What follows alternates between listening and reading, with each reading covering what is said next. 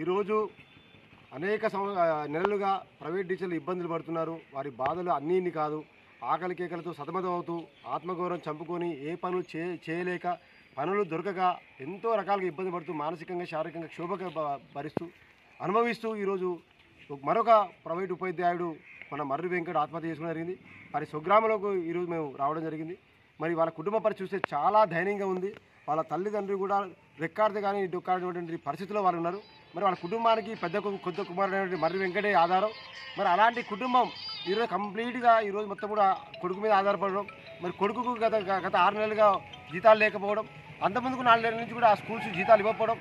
So ఇవన్నీ సమస్యలు సుమారు ఒక 10-11 నెలల నుంచి జీతాలు రాకపోతే ఆ కుటుంబం ఎలా బతుకుతుంది, మరి ఎలా అతని కుటుంబాన్ని నెట్టుకు రావాలనేది అసలు అర్థం కాకుండా చివరికి ఏం చేయాలో తెలియని పరిస్థితులు, అయోమయ పరిస్థితులు ఈరోజు పురుగుల మందు ఆగి ఆత్మ తీసుకోవడం జరిగింది. మరి ఇది ఆత్మహత్య కాదు, ఇది ఖచ్చితంగా ఇది ప్రభుత్వ హత్య.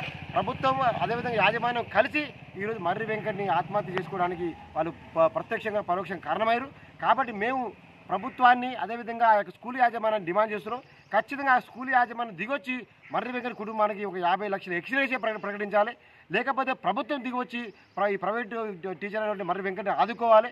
వారిని ఆదుకోవడమే కాకుండా వారి కుటుంబంలో ఉన్నటువంటి ఒకరికి ప్రభుత్వం ఉద్యోగం ఇచ్చి వారికి ఒక భరోసా నింపాల్సిన అవసరం ఉన్నది. ఎందుకంటే ఇది ఒక్కరిద్దరు కాదు, ఇలా రాష్ట్ర వ్యాప్తంగా 3 లక్షల మంది ప్రైవేటు ఉపాధ్యాయులు ఈరోజు డొక్కాడలేక ఈరోజు ఆకలితో అలమటిస్తూ ప్రభుత్వం ఏమైనా సాయం చేస్తుందా, యాజమాన్యాలు మొత్తం శ్రమదోపిడీ చేసుకొని మమ్మల్ని మొత్తం కూడా వదిలేసి వెళ్ళిపోయినాయి. కాబట్టి ఇలాంటి విపత్తులో ప్రభుత్వం ఈరోజు తల్లిదండ్రులాగా ప్రభుత్వం ఆదుకోవాల్సిన ప్రభుత్వం ఈరోజు నిద్రపోతుంది. మరి మాకు అన్యాయం చేసినట్టు యాజమాన్యాలు మొత్తం కూడా ఈరోజు కళ్ళు మూసుకొని చాలా హ్యాపీగా వాళ్ళు మొత్తం కూడా ఈరోజు మా యొక్క ఇబ్బందుల్ని, మా బాధల్ని చూస్తూ వారు ఈరోజు ఒక రాక్షస ఆనందాన్ని పొందుతున్నారు. మరి అలాంటి యాజమాన్యాలకు బుద్ధి చెప్పి ప్రభుత్వం దిగొచ్చి ప్రైవేట్ టీచర్లు ఆదుకోవాలి. ఇదే చివరి చావు కావాలి. భవిష్యత్తులో ఏ ఒక్క ప్రైవేట్ ఉపాధ్యాయుడు కూడా ఆత్మహత్య చేసుకోకుండా ప్రభుత్వం భరోసానివ్వాలి. లేకపోతే మొత్తం కూడా రాష్ట్ర వ్యాప్తంగా ఉన్న 3 లక్షల మంది ప్రైవేట్ ఉపాధ్యాయులు మొత్తం కూడా ఎక్కడికక్కడ రోడ్ల మీదకి వచ్చి ప్రభుత్వాన్ని స్తంభింపజేసి కరోనా కాదు ఇది, మా ఆకలి కేకల ఆత్మహత్యలు, మా ఆకలి కేకల చావులకు కారణం యాజమాన్యాలు, ఈ ప్రభుత్వం. కాబట్టి ఈ ప్రభుత్వానికి యాజమాన్యాలకి బుద్ధి చెప్పే వరకు మా యొక్క పోరాటం కొనసాగుతాం. మా ఆకలి కేకల పోరాటం ఇక ఆగదు. ఇంకా కూడా ఉధృతంగా మా పోరాటం చేసి ప్రతి ఒక్క ప్రైవేట్ టీచర్ కూడా బయటకు రావాల్సిన అవసరం ఉన్నది.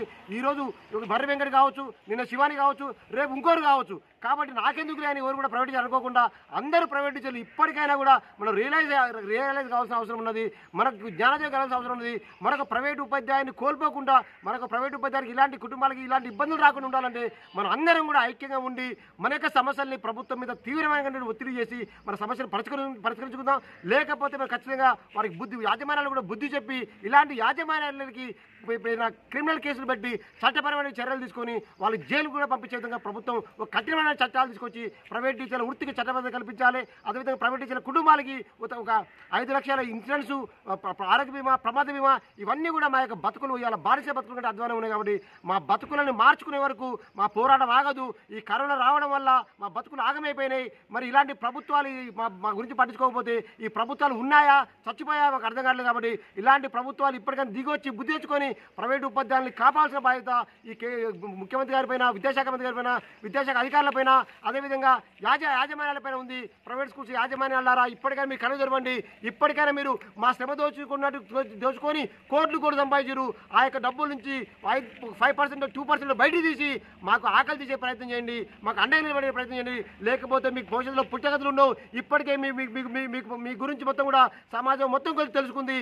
మీరు కేవలం వ్యాపారం కోసం చేస్తున్నారు, మా బతుకులతో ఆడుకుంటారు, మా జీవితాలతో ఆడుకున్నారు.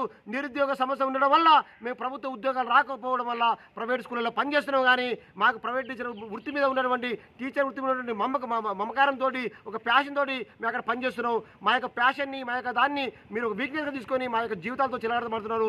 ఇక్కడ నుంచి మీరు ఆడే అంటే అవకాశం ఇవ్వము. TPTF Telangana private teacher forum ద్వారా మీకు బుద్ధి చెప్తాం. అలాంటి యాజమాన్యాలకి మెడలు ఉంచి మాకు న్యాయం చేయని వరకు ప్రభుత్వం మీద మీ మీద పోరాటం చేయాల్సిందే. ఆ విధంగా సన్నాహితం కావాలని కూడా తెలంగాణ ప్రైవేట్ టీచర్ ఫోరం పక్షాన మీ అందరినీ కూడా ప్రైవేట్ టీచర్లు 2 చేతులు జోడించి దయచేసి ఇప్పటికైనా కూడా మీరు మేల్కొని మన ఉద్యమంలో కలిసి రండి. ఉద్యమాన్ని తీవ్రతరం చేసి మనం కాపాడుకుందాం. జై తెలంగాణ, జై టీపీటీఎఫ్.